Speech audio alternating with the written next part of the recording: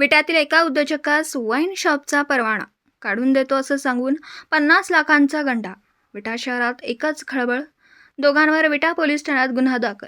सातारा व कोल्हापूर जिल्ह्यातील दोनही भामट्यांचा समावेश. विटा शहरात यंत्रमागधारक व टेक्स्टाईल व्यवसाय करणारे उद्योजक संजय हरिश्चंद्र तारेकर यांना विटा शहरात व अन्य ठिकाणी वाईन शॉपचा व्यवसायाच्या माध्यमातून नवीन परवाना घेण्यासाठी त्यांना वाईन शॉपचा नवीन परवाना काढून देण्याचा आमिष दाखवून अरुण अर्जुन मोरे व अनिल विष्णू सावंत राहणार मालतवाडी तालुका चंदगड जिल्हा कोल्हापूर या दोन भामट्यांनी विटा शहरातील संजय तारेकर यांना वाईन शॉपचा परवाना काढून देतो असं सांगत 50 लाखांना गंडा घातला.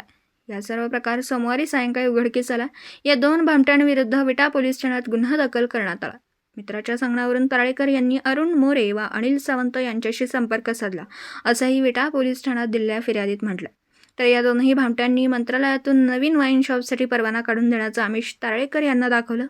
या आमिषाला बळी पडून तारेकर यांनी 2020 सालापासून 50 लाखांची रकमेची संशयितांच्या बँक खात्यावर वर्ग केल्याचं समजतं. तर या दोनही भामट्यांनी तारेकर यांना अधूनमधून काही कागदपत्र सुद्धा आणून दिलेत. ती कागदपत्रे सुद्धा बनावट असल्याचं समजतं. मग मात्र तारेकर यांनी या दोघांच्या मागे पैसे परत करा असा तगादा लावला. मात्र यांनी दिलेले पैसे परत देण्यासाठी टाळाटाळ करू लागलेत. तेव्हा आपण यात फसलो हे तारेकर यांच्या लक्षात आल्यावर त्यांनी विटा पोलीस ठाण्यात धाव घेऊन सदर या दोनही संशयित भामट्यांविरोधात फिर्याद दाखल केली. या संदर्भात विटा पोलिसांनी गुन्हा दाखल केला.